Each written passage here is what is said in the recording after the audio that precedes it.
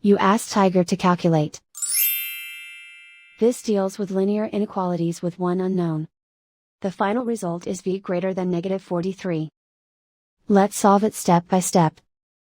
Group all constants on the right side of the inequality. Subtract 2 from both sides.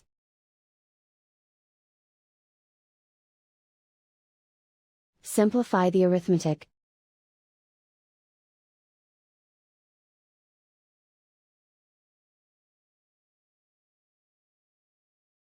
Isolate the v. Multiply both sides by 43.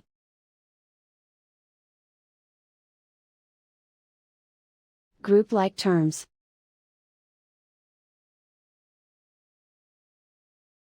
Multiply the coefficients.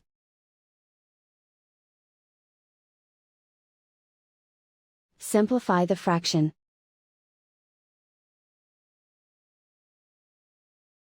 Simplify the arithmetic.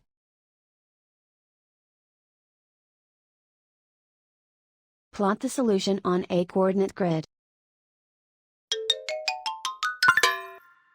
And so the final result is v greater than -43.